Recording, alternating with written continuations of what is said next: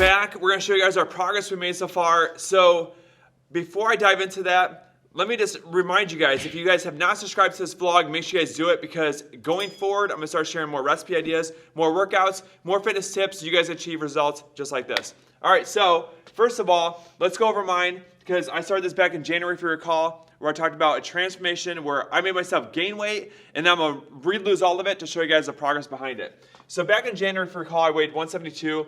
I had 17.7% body fat.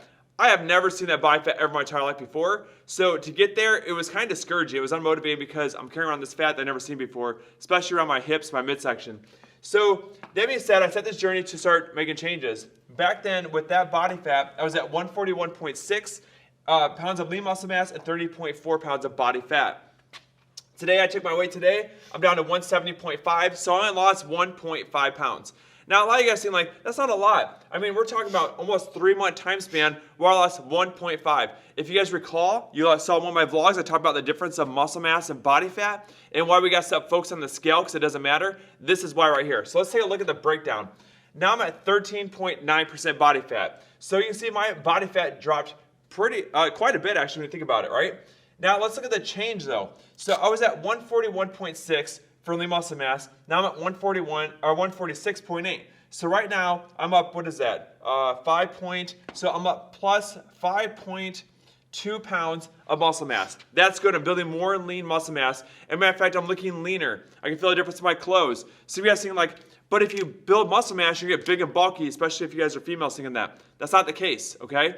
Muscle is a lot smaller in size because it's more dense. So a pound of fat might be like this, a pound of muscle may be like this, okay? They both weigh a pound though still, but the difference of size is what makes a difference. Now look at the body fat. I was at 30.4, now I'm to 23.7. So that's a difference of 6.7 roughly pounds of body fat. So I'm down 6.7. So I don't care about the fact I'm down 1.5 here. It's what am I getting rid of and what am I adding? So really when you put this in place, that's where that 1.5 comes out of right here, see? 7 minus 2 is 5, 6 minus 1 is 1, right? So that's a 1.5 change we see in the scale. That's where the difference is. Okay, now let's take a look at Ben's. Ben started this journey in February, and he was 131, 6.4. His goal was to build more lean muscle mass. He was at 122.6 for lean, 8.4 there. We now have moved his body weight up some more, so now he's at 133. So he's going to start adding more weight to his body as he does this, but we're trying to stick more with lean muscle mass. And that's what happens. So he has 122.6 to 124.6. So Ben is up plus 2 pounds of muscle mass, and his body fat just stayed the same. So great changes so far. Keep following us on this journey. Anything, Ben, that you want to say was a struggle on this journey so far, or has it been pretty easy? What would you say? Honestly, the hardest thing is trying to get like your special or like your certain macros in at the right time and trying to eat the right foods all at the same time. I don't know. Yeah, so what Ben's talked about is some things you're going to see coming forward. We talk about eating the right macros, proteins, carbs, and fats throughout the day. So one of the things, matter of fact, can you grab me that white rag there, Ben, so we have this off? I'm going to teach you guys a quick lesson today of what we're going to be going forward to teach you guys about, and that's macros. So what we're going to do is talk about calories for a quick second and talk about where calories come from, because people get so confused by this because they want to count calories when they go out to eat, and they're going to count calories when they go grab something at the restaurant or whatever it is. That is a wrong way to make change in your body, because calories truly don't matter, okay? So 1 gram of protein equals 4 calories, 1 gram of carbs equals 4 calories, and 1 gram of fat equals 9 calories. See, those macros, protein, carbs, and fat, make your calories. That's where calories come from. So if you go to, say, Applebee's and you order yourself a pasta and it's 250 calories, where are those 250 calories coming from? Protein, carbs, or fat? Because we need a right mixture of those three for our body. You need the exact amount of protein, a carb, and a fat, and the right grams for your body to make changes.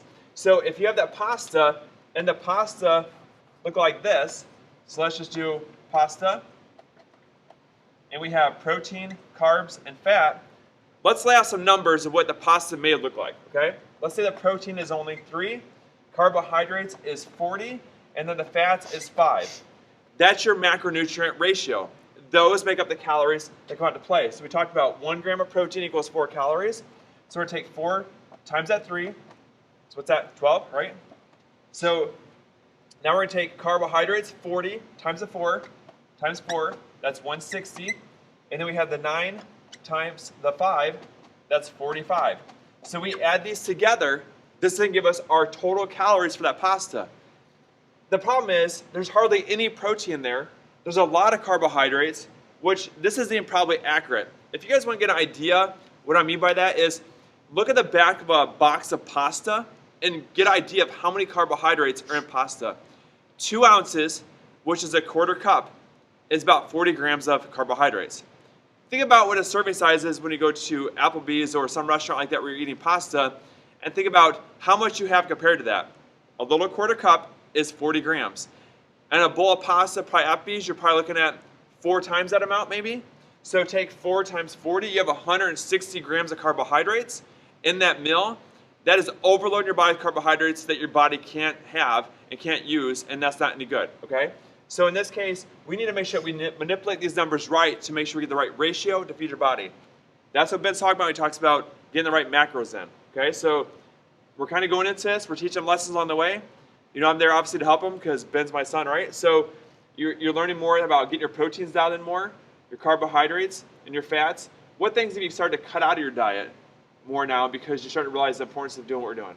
I've been cutting out more like junk food because like it just makes me feel like gross and it just, I don't know, it's too fatty and too much. Sugars, right? Carbohydrates sometimes. So, you know, Ben's starting to realize how much the junk food part of it is a big factor on slowing his progress down. And when we cut those out, all of a sudden now we see starting great changes with his numbers, and that's exactly what we're shooting for, okay? So if you guys haven't done this yet, do me a favor, subscribe to this YouTube channel. Make sure you start watching these vlogs because I'm going to give you guys all the tips that you need to make changes for your body.